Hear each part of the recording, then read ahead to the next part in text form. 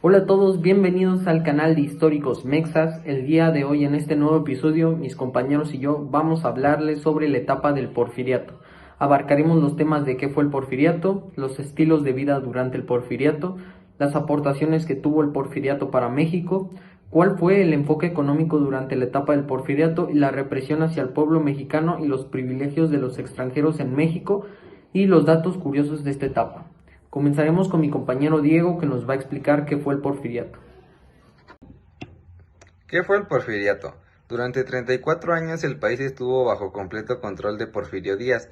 Durante este lapso, que abarcó desde 1876 al culminar el mandato de Sebastián Lerdo de Tejada hasta mayo de 1911, momento en el que Porfirio Díaz renunció a la presidencia debido a la revolución.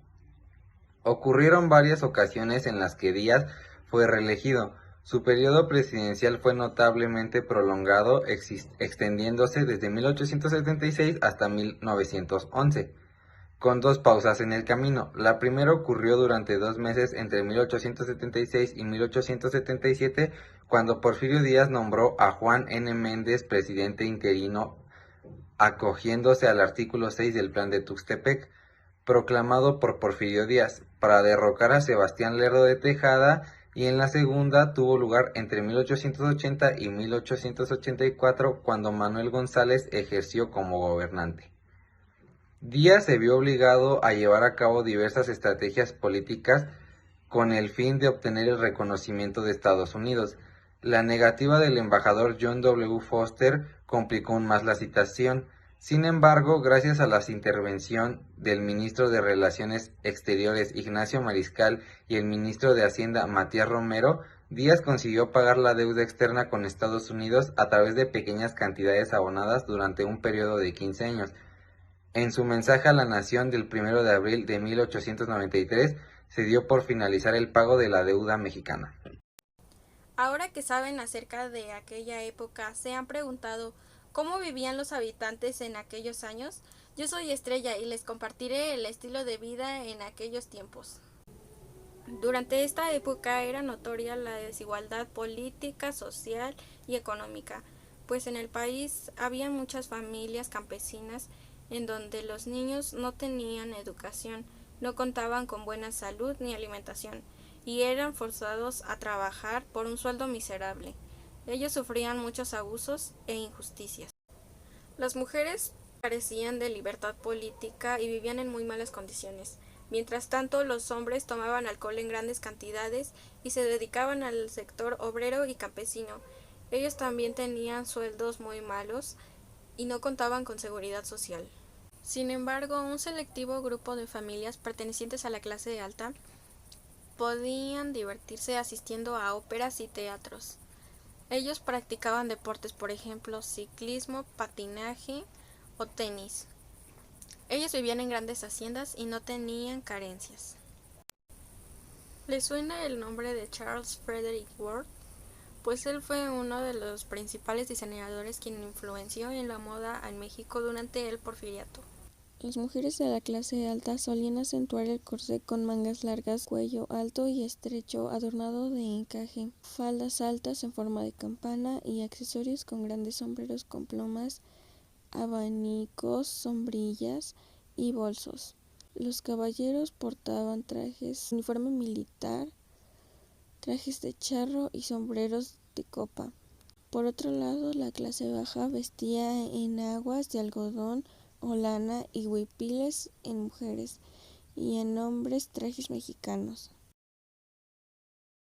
El Porfiriato para México, pues el Porfiriato se caracterizó por ser un periodo de relativa tranquilidad, durante el cual el gobierno pretendía que el país prosperara, todo a partir del lema, pues el lema era el orden y el progreso. Porfirio Díaz fue el presidente que más tiempo duró en el país, y después de liderar exitosamente contra las tropas francesas, intentó tomar el poder presidencial mediante un golpe de estado contra el presidente Benito Juárez para impedir que contendiera una nueva reelección en el fallido levantamiento armado de la Noria en 1871. Fue hasta el levantamiento armado en Tuxtepec previa a las elecciones de 1876 en contra del presidente Sebastián Lerdo de Tejada, en donde asumió la presidencia gracias a su levantamiento armado, bajo el nombre del Plan de Tuxtepec, desde el 5 de mayo de 1877 hasta el 30 de noviembre de 1880.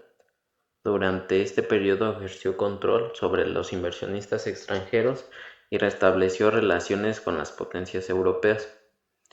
Manuel González fue designado como el presidente para el próximo cuatrienio, mientras que Díaz ocupó el cargo de ministro de Desarrollo y también fue gobernador de Oaxaca en 1884. Díaz regresó por las elecciones a la presidencia y se mantuvo en el cargo hasta 1911. Logró mantenerse tanto tiempo en el poder gracias a las alianzas estratégicas con grupos políticos y élites locales, para mantener el apoyo a su régimen y también por el control que tenían las elecciones.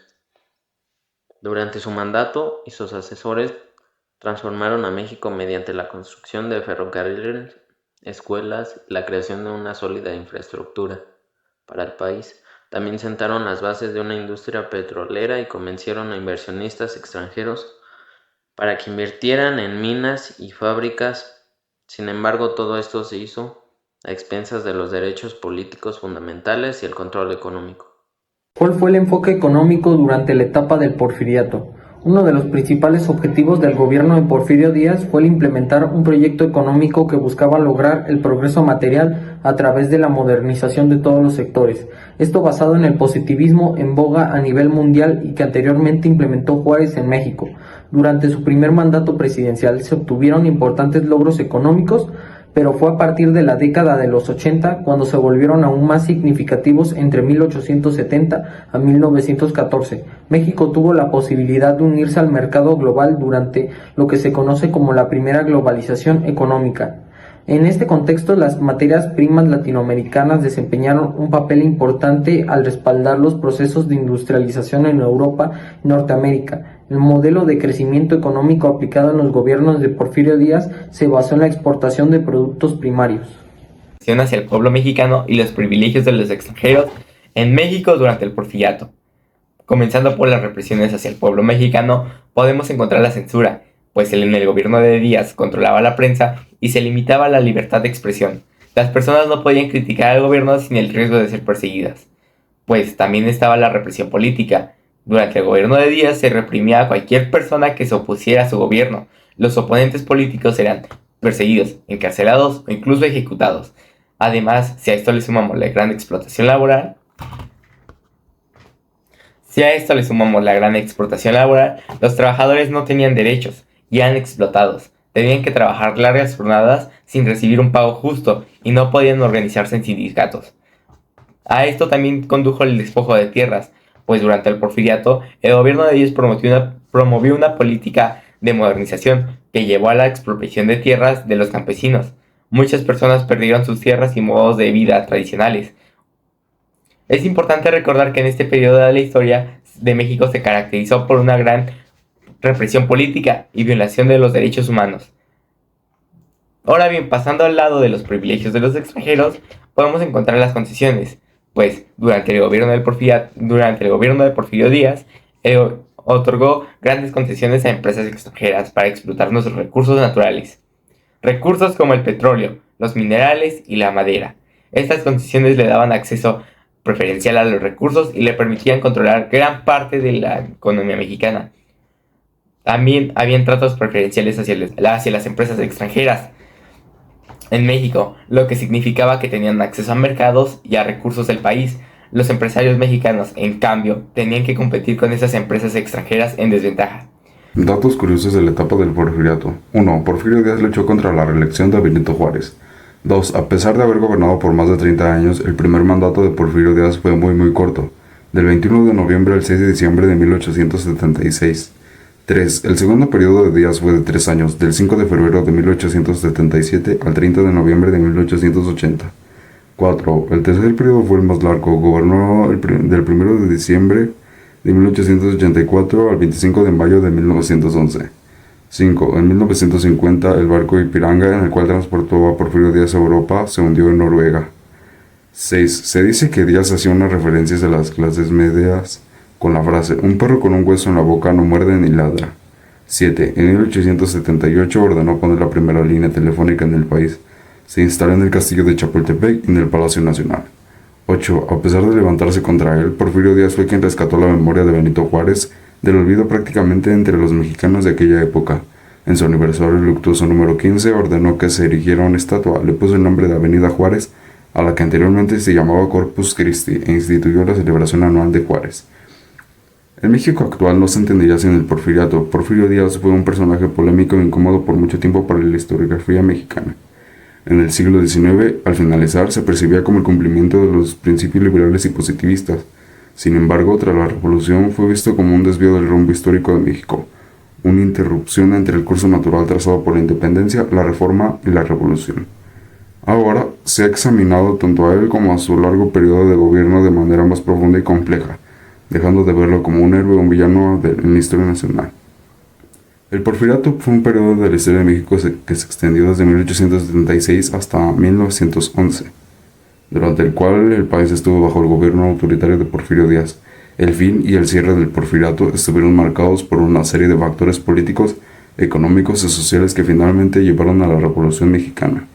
Por un lado, la economía mexicana durante el porfiriato estaba muy concentrada en manos de un pequeño grupo de la élite, lo que generó una gran desigualdad social y económica. Por otro lado, la política del porfiriato era autoritaria y represiva, lo que generó descontento y oposición en diversos sectores de la sociedad. La falla de libertades políticas y la corrupción en el gobierno también contribuyeron a la creciente insatisfacción popular. Y bueno, muchas gracias a todos por su atención. Esto fue todo por hoy. Nos veremos hasta el próximo episodio. Y como dice nuestra frase, pobre México, tan lejos de Dios y tan cerca del clic del programa. Hasta luego.